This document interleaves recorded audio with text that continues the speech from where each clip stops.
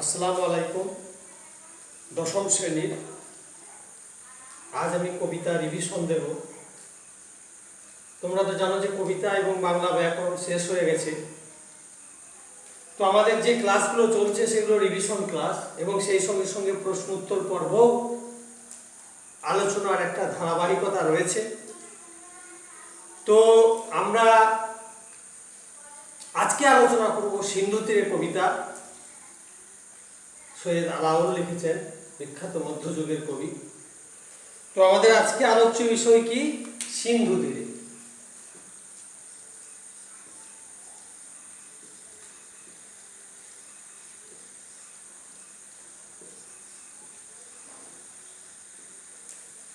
কবি সৈয়দ আলাওল।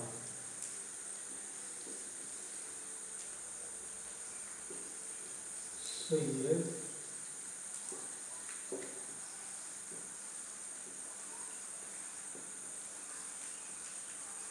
আলাওল।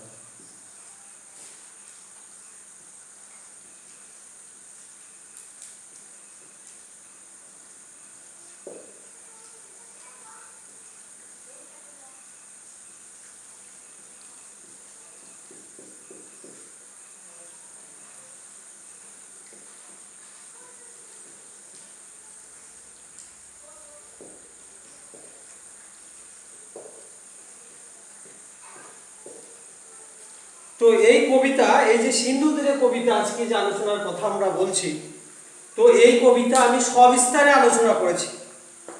প্রসঙ্গ, কবি জীবনী এবং তারপরে হচ্ছে যে পরবর্তী যে অংশ, অর্থাৎ কবিতার প্রত্যেকটা লাইনকে ধরে ধরে যে আলোচনা, সে আলোচনা হয়েছে। তবু যেহেতু ক্লাসটা অনেকদিন আগে হয়েছিল, তাই আমি কবিতার মোটামুটি যে প্রসঙ্গগুলো, যে সূত্রগুলোকে ধরিয়ে দিলে তোমাদের এই কবিতাতে প্রশ্ন উত্তর পর্ব চলাকালীন কোনো সমস্যা হবে না, কোনো প্রবলেম হবে না, সেই দিকটাকে মাথায় রেখেই আমি সেই সূত্রগুলোকে আলোচনা করব এবং প্রত্যেকটা বিষয়কে একবার আমি টাচ করে দিয়ে যাব। তো প্রথমে আমাদের দেখতে হবে কবিতার নাম কি?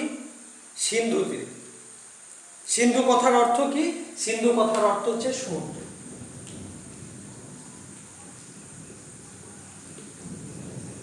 সিন্ধু তীরে কথার অর্থ হচ্ছে সমুদ্র। তাহলে ঘটনাটা হচ্ছে সমুদ্রের তীরে। ঘটনাটা হচ্ছে সমুদ্রের তীরে। লিখছেন কে? সৈয়দ আলাওল। এখন প্রশ্ন হচ্ছে যে এই যে সিন্ধু তীরে কবিতাটা আমাদের এখানে নেওয়া হয়েছে, এই কবিতাটার নাম কি সৈয়দ আলাওলের দেওয়া? এই প্রসঙ্গটা আলোচনা করতে গেলে এর উৎসটা আমাদেরকে খুঁজে বের করতে হয়। এর উৎস কি? এর উৎস হচ্ছে যে আরাকান রাজসভা। আরাকান রাজসভা বলতে আজকে আরাকান রাজ্য যেটা আমরা বলছি, আরাকান।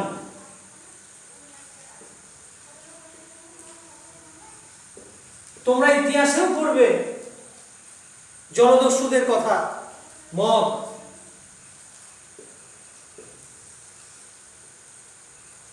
মগের কথা তোমরা ক্লাস 9-এও পড়েছো কবি সত্যেন্দ্রনাথ দত্তের আমরা কবিতায়।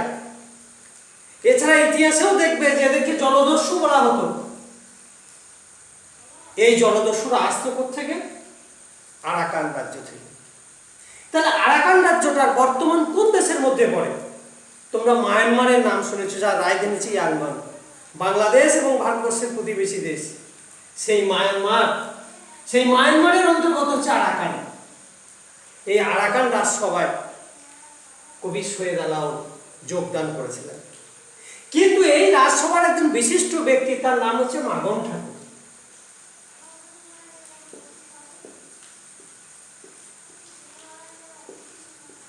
এর নাম কি?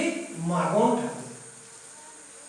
এই মাগন ঠাকুর, একটা কথায় আছে না, স্বর্ণকার স্বর্ণকারকে চিনতে পারে, মুদির দোকানিকে চিনতে পারে, একজন শিক্ষক আর একজন শিক্ষককে চিনতে পারেন, একজন রাজা আর একজন রাজাকে চিহ্নিতকরণের কোনো অসুবিধা হয় না, কারণ সেই অভিজ্ঞতা তার থাকে। ঠিক তেমনি মাগন ঠাকুর চিনতে অসুবিধা হলো না সৈয়দ আলাওলকে, যে সেনাবাহিনীর লোক নয়, এর মধ্যে আছে সাহিত্য প্রতিভা। তিনি কি বললেন? তিনি বললেন যে হিন্দি কবি ছিলেন, একজন বিখ্যাত হিন্দি কবি। কি নাম তার? মালিক মোহাম্মদ জায়েসি। নামটা দেখো আমি লিখছি, পরে প্রশ্নতেও আমি আলোচনা করব। মালিক মোহাম্মদ জায়েসি।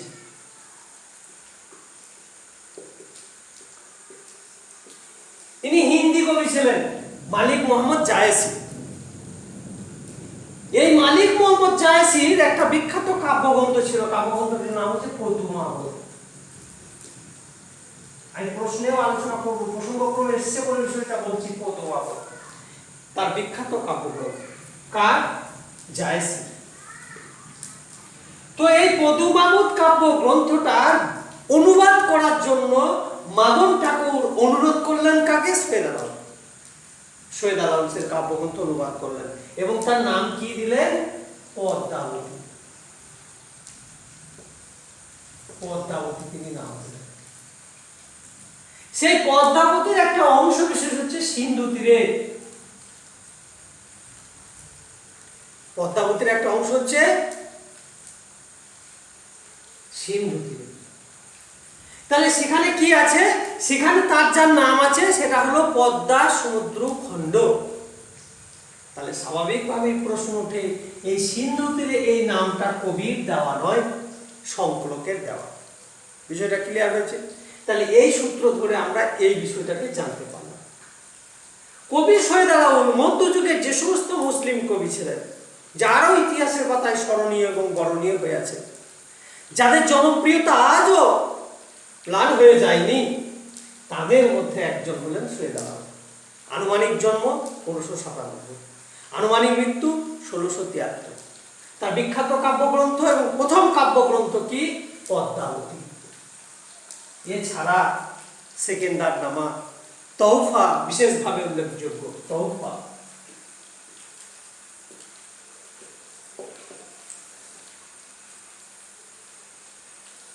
তাহলে আমরা সিন্ধু তীরে নামকরণ, সিন্ধু তীরের অর্থ, এই নামটা কে দিয়েছেন, কবির সংক্ষিপ্ত জীবনী ইত্যাদি আমরা জানতে পারলাম। এখানে প্রসঙ্গক্রমে আর একটা বিষয় বলতে হয়। এই যে সিন্ধু তীরে এই যে শব্দটার কি হয়েছে? শব্দটার সংকীর্ণতা হয়েছে। কিছু শব্দ অপকর্ষ হয়েছে, কিছু উৎকর্ষ হয়েছে, কিছু ব্যাপকতা হয়েছে, কিছু সংকীর্ণতা হয়েছে। যেমন বাইরে একটা বিষয় বলতেই হয় এখানে, যেমন সন্দেশ। সন্দেশ মানে ছিল খবর, এখন সন্দেশ মানে মিষ্টান্ন দ্রব্য। যেমন ঝি, ঝি শব্দের উৎকর্ষ হয়েছে, হয়নি, অপকর্ষ হয়েছে। ঝি মানে আজকে মেয়েকে বোঝাতো, বাড়ির মেয়ে কন্যাকে আগে, এখন ঝি মানে বাড়ির কাজকর্ম যে করে সে বাড়ির কাজের লোককে ঝি বলা হয়। ঠিক তেমনি এখন সিন্ধু মানে হচ্ছে পার্টিকুলার সিন্ধু নদীকে বোঝানো হয়। যে নদী সিনকাবাব নামক উৎপত্তি স্থল থেকে, সিনকাবাব নামক একটা জায়গা থেকে উৎপত্তি হয়ে আমাদের ভারতের মধ্য দিয়ে, শ্রীনগরের মধ্য দিয়ে গিয়ে পাকিস্তানের মধ্যে প্রবাহিত হয়ে আরব সাগর, যার ওই শাখা নদী, উপনদীগুলো রয়েছে, বিধ্বস্তা, চন্দ্রভাগা, ইরাবতী, বিপাশা, শতদ্রু, এই যে পাঁচটা রয়েছে, সেই সিন্ধু তীরকে বোঝানো হচ্ছে। সিন্ধু বলতে তাকে বোঝানো হচ্ছে। কিন্তু আগে সিন্ধু মানে কি বোঝানো হতো? সব সমুদ্র সিন্ধু বলে করা হয়। তাহলে আমরা মোটামুটি এই বিষয়টা আমাদের কাছে ক্লিয়ার। এখন কবিতার মূল বিষয়বস্তু একটু আলোচনা করতে হয়। আমরা নামকরণটা যদি আলোচনা করি তাহলে বিষয়বস্তুর মধ্যে এসে যাবে।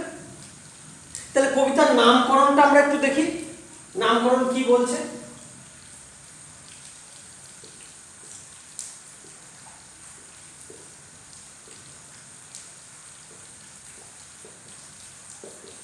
কবিতার নামকরণ কি আসছে দেখি, কতটা যুক্তিযুক্ত আসছে।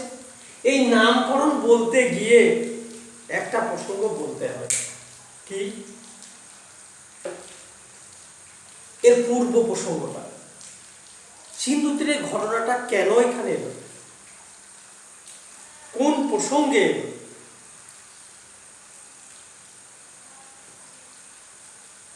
চিতোরের রাজা রত্ন সেন। চিতোর আমরা ইতিহাসে পড়েছি, মেবারের রাজধানী চিতোর। মেবারের রাজধানী চিতোর, সেই চিতোরের রাজা রত্ন সেন রূপে সৌন্দর্যে গুণে মুগ্ধ হয়ে সেকেন্ড ম্যারেজ করেছিলেন, সেকেন্ড ওয়াইফ, দ্বিতীয় স্ত্রী কে ছিল? সিংহলে শ্রীলঙ্কার কে ছিল? পদ্মাবতী। শ্রীলঙ্কার রাজকন্যা পদ্মাবতীর সঙ্গে বৈবাহিক সূত্রে আবদ্ধ হয়েছিলেন। তাহলে কে কার সঙ্গে বিবাহ হয়েছিল? কার সঙ্গে কার বিবাহ হয়েছিল? চিতোরের রাজা রত্ন সেনের সঙ্গে বিয়ে হয়েছিল রাজকন্যা সিংহলের পদ্মাবতী। এরপরে রাজা একটা নৌকা করে ফিরছিলেন। সঙ্গে কে ছিলেন? ওয়াইফ ছিলেন, পদ্মাবতী ছিলেন, আর 4 সখী। কার সখী? পদ্মাবতীর সখী। তাহলে 4, 5, 6 জন ফিরছিলেন। ঠিক সেই সময় সমুদ্র এক দরিদ্র ব্রাহ্মণের ছদ্মবেশ ধারণ করে রাজা রত্ন সেনের কাছে কিছু ভিক্ষা জন্য হাজির হয়। রাজা রত্ন সেন তৎক্ষণাৎ খারিজ করে দেন, প্রত্যাখ্যান করেন। এতে কি হয়? ব্রাহ্মণ রুষ্ট হন। এরপরই শুরু হয়ে যায় সমুদ্রে সেই লীলা খেলা, অর্থাৎ জোয়ারের জল, দারুণভাবে তাণ্ডব শুরু হয়, ঝড়। যে নৌকো ছিল সেই নৌকো ভেঙে যায়। রাজা রত্ন সেন তখন কি করেন? যে মান্দাসে আশ্রয় নেন এখানে হেলায়, সেটাও ভেঙে চৌচির হয়ে যায়। এইরকম একটা পরিস্থিতিতে এই 4 সখী আর রানী পদ্মাবতী ভয়ে অজ্ঞান হয়ে সমুদ্রের তটে অজ্ঞান অবস্থায় পড়ে থাকে। এটা একটা পূর্ব প্রসঙ্গ। এরপরে কবিতার মূল শুরু, যার ফলে পূর্ব প্রসঙ্গটা বলতেই হয়। তো নামকরণের জায়গায় আমাদের এই প্রসঙ্গটা আলোচনা করতে হয়। তো নামকরণের সময় আমরা একটা ভূমিকা করব। যে কোনো কবিতা, যে কোনো প্রবন্ধ, যে কোনো ছোট গল্প আমরা যখন নামকরণ বিষয়ে লিখতে শুরু করব তখন তার একটা ভূমিকা থাকবে। সেই ভূমিকাটা এরকম হতে পারে, সাহিত্যে নামকরণ একটা গুরুত্বপূর্ণ বিষয়। কবিতা হোক, গল্প হোক, প্রবন্ধ হোক, নাটক হোক, নামকরণের উপর অনেকটা শিল্প সৌন্দর্য নির্ভর করে। তাই লেখককে নামকরণের ব্যাপারে খুব যত্নবান হতে হয়। যে কোনো লেখক বা কবি নামকরণ কয়েকটা বিষয়ের দিকে লক্ষ্য রেখে করে থাকেন। সেই বিষয়গুলি হলো কেন্দ্রীয় চরিত্র, নাম্বার 1, নাম্বার 2 ঘটনার মূল বিষয়বস্তু, নাম্বার 3 ব্যঞ্জনাধর্মী কোনো শব্দ দিয়ে বা বাক্য দিয়ে। তাহলে নামকরণ 3টে বিষয়ের উপর হয়ে থাকে। হয় 1 কেন্দ্রীয় চরিত্র দিয়ে, 3টে বিষয়ের উপর নামকরণ হয়ে থাকে। এই নামকরণ বিষয়টা আমরা প্রত্যেকে এতে কাজে দেবে।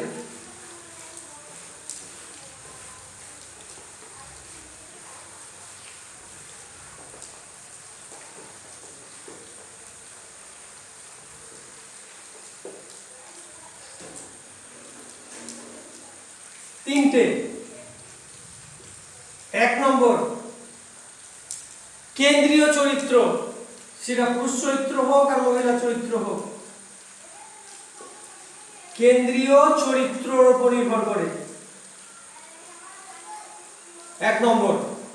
2 নম্বর হচ্ছে যে বিষয়বস্তু, মূল ভাব হোক আর বিষয়বস্তু হোক,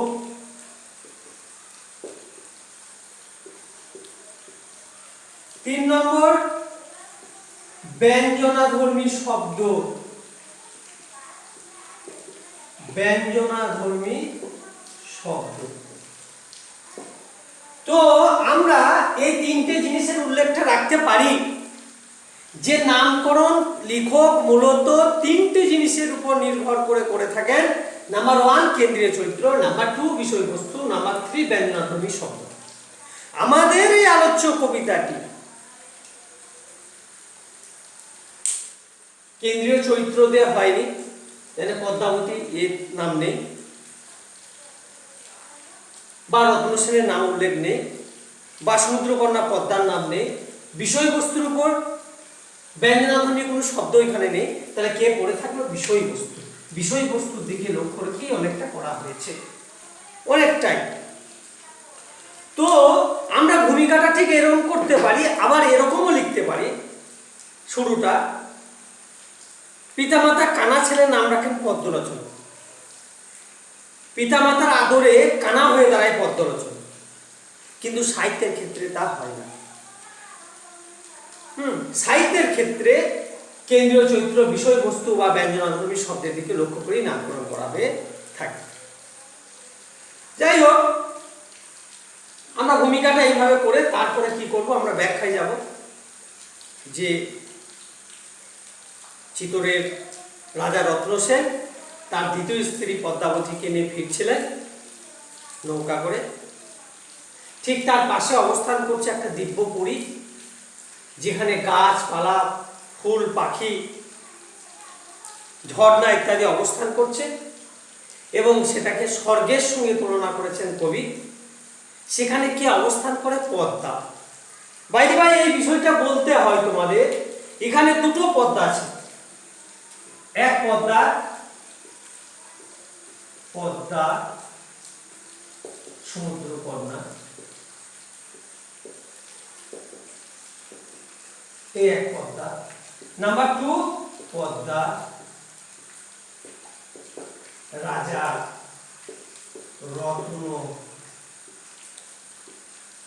রত্ন সেনের স্ত্রী, রাজা রত্ন সেনের স্ত্রী। তার দুটো পদ্মার সঙ্গে আমার পরিচিতি এসে গেল। তো ফিরছিলেন, তার পাশে রয়েছে একটা দিব্যপুরী, স্বর্গীয় জায়গা। স্বর্গের যে যে বৈশিষ্ট্য থাকে স্বাভাবিকভাবে সেখানেও সেই বৈশিষ্ট্যগুলো অবস্থান করছে। পর্বতের নিচে এক মনোরম জায়গা, যেখানে ফল ফুল রয়েছে, অতিরিক্ত রয়েছে, যেখানকার প্রাকৃতিক সৌন্দর্য হচ্ছে তুলনা ভাষার অতীত। পাখি রয়েছে, সুন্দর সুন্দর পাখির গান, সুমিষ্ট পানি বয়ে গেছে নিচে দিয়ে, এরকম একটা জায়গা। তো রাজা রত্ন সেন যখন স্ত্রীকে নিয়ে ফিরছেন, তখন সমুদ্রের ঝঞ্ঝার মধ্যে পড়েছে, প্রবল বাও, প্রবল বাতাসে নৌকা ভেঙে গেছে। কোনো রকম মান্দাসে মানে ছোট্ট ভেলাতে তুলেছেন স্ত্রীকে এবং 4 সখীকে, সেটাও ভেঙে গেছে। এই 4 সখী আর পদ্মাবতী ভয়ে ততষ্ট হয়ে মূর্ছা গেছেন, অজ্ঞান হয়ে গেছেন সমুদ্রের তটে। কোথায়? সেই দিব্যপুরীর জায়গায়। সেখানে সখীদেরকে নিয়ে বেড়াতে এসছে কে? পদ্মা, সমুদ্রকন্যা পদ্মা। তিনি এই রকম একটা সুন্দরীকে পড়ে থাকতে দেখে তিনি রম্ভার সঙ্গে তুলনা করেছেন। স্বর্গীয় নর্তকী যারা স্বর্গে নাচ করে, তাদের সৌন্দর্যকেও বোধহয় হার মানিয়ে দেবে, এটা তার মনের মধ্যে হয়েছে। কার মনের মধ্যে? পদ্মার মধ্যে। এবং তারপর তাদের শরীরে এ করে দেখেছেন যে না, তারা জীবিত আছে। সখীদেরকে বাগানের মাঝে নিয়ে গিয়ে তাদেরকে শেক করতে বলেছেন, পোশাকটাকে তাদেরকে খুলে দিয়েছেন। এইভাবে 4 দণ্ড তাদের সেবা করেছেন। মহান প্রভু ঈশ্বরের কাছে তারা কি করেছে? মহাপ্রভু ঈশ্বরের কাছে প্রার্থনা করেছে যে ঈশ্বর, আমাদের এই পরিশ্রম যেন বৃথা না হয়। এবং শেষ পর্যন্ত তাদেরকে জ্ঞান ফিরাতে পেরেছে 5 জনকে, এবং নিজেদেরকে ধন্য বলে মনে হয়েছে। এটা হলো ঘটনার বিষয়বস্তু। কবি এখানে যে সিন্ধু তীরে নামটা দিয়েছেন, এটা সংকলকের দেওয়া, কিন্তু যেহেতু এই ঘটনাগুলো অর্থাৎ সমুদ্রে আসা, সমুদ্রের কন্যার সেবা, সমুদ্রের তটে মূর্ছা যাওয়া, সমুদ্রের তীরবর্তী পার্বত্য ভূমিতে তাদের সেবা করা এবং তাদের জ্ঞান ফিরিয়ে দেওয়া, কবিতার এই ঘটনার প্রবাহটা মূলত সমুদ্র তীরবর্তী স্থানকে কেন্দ্র করে ঘটনা প্রবাহ আবর্তিত হয়েছে, ঘটনার উত্থান হয়েছে, ঘটনা নিষ্পত্তির দিকে এগিয়ে গেছে। এই কারণেই নামকরণটা সার্থক হয়েছে। তাহলে শেষের কনক্লুশনটা, শেষের তোমাদের উপসংহারটা, শেষে যেটা ইতি টানবে সেটা কিন্তু জোরালো হতে হবে এবং যুক্তিযুক্ত হতে হবে। তাহলে তোমরা কি বলবে যে সিন্ধু তীরে এই নামকরণটা কবির দেওয়া নয়, সংকলকের দেওয়া। হ্যাঁ, কিন্তু এখানে সিন্ধু তীরে কবিতার মূল বিষয়বস্তু তার ঘটনা প্রবাহ, অর্থাৎ পদ্মার সমুদ্রের মধ্যে আসা, সমুদ্রের ঝড়ের সম্মুখীন হওয়া, সমুদ্র তীরবর্তী স্থানে মূর্ছা যাওয়া, আবার সমুদ্র তীরবর্তী পার্বত্য ভূমির মধ্যে জ্ঞান ফিরে পাওয়া ইত্যাদি সমস্ত ঘটনার শুরু শেষ লয় এই সমুদ্র তীরবর্তী স্থানকে কেন্দ্র করে গড়ে উঠেছে।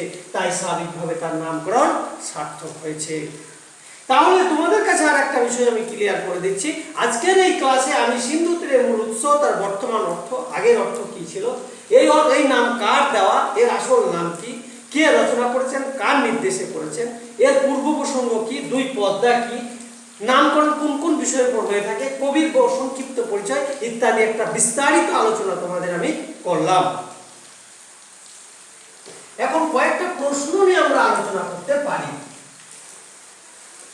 আমি আগেই বলেছি যে আমরা যদি এমসিকিউ আলোচনা করি তাহলে 1 নম্বরের প্রশ্ন আলোচনা হয়ে যাবে।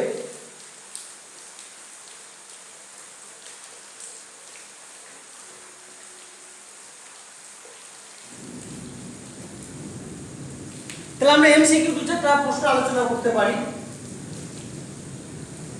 সৈয়দ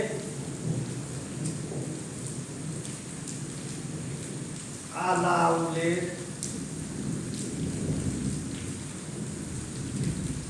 প্রথম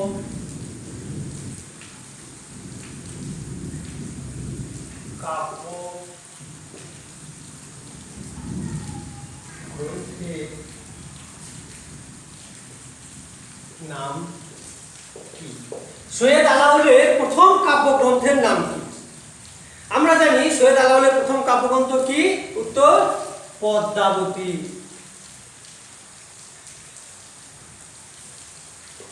সংক্ষেপে লিখলাম আমি, এটা পূর্ণ বাক্যে তোমরা লিখবে সৈয়দ আলাউলের প্রথম কাব্যগ্রন্থের নাম পদ্মাবতী। আবার এমসিকিউ হলেও তোমরা লিখতে পারবে যে সৈয়দ আলাউলের প্রথম কাব্যগ্রন্থ পদ্মাবতী, সেকেন্ডারনামা, সরফুল মুলুক, তোহফা, কি হবে? পদ্মাবতী।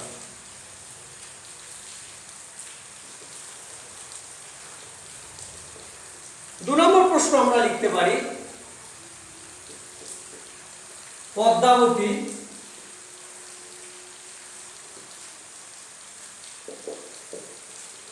কোন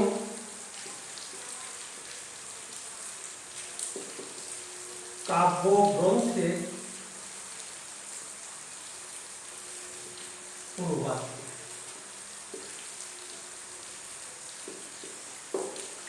কোন পদ্মাবতী কোন কাব্যগ্রন্থের অনুবাদ?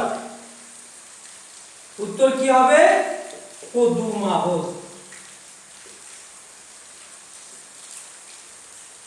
পদুমাবত। পরবর্তী প্রশ্নে যাব আমরা।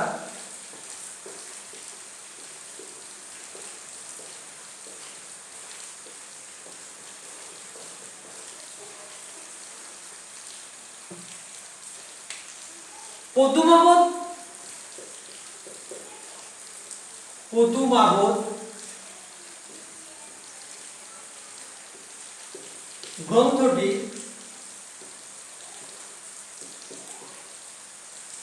কোন ভাষায় লেখা? তোমরা জানো এটা হিন্দি ভাষায় লেখা। কি ভাষায়? হিন্দি।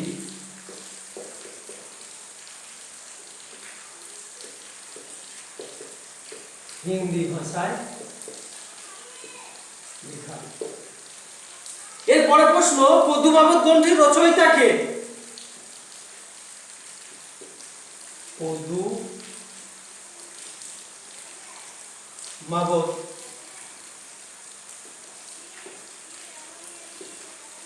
গ্রন্থটির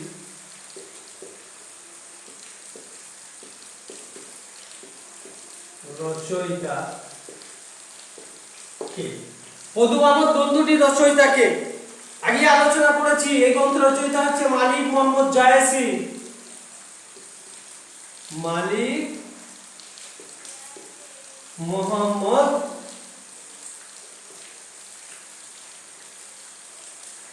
জায়েসি, মালিক মোহাম্মদ জায়েসি। তাহলে আমরা বুঝতে পারছি যে এখানে আমরা বুঝতে পারলাম যে আমরা বেশ কয়েকটা এই বধূ মাবতকে নিয়ে বেশ কয়েকটা প্রশ্ন উত্তর আমরা আলোচনা করতে পারলাম। যাই হোক, নেক্সট ক্লাসে আমরা 1 নম্বর এবং 3 নম্বর প্রশ্ন নিয়ে আলোচনা করব ইনশাআল্লাহ।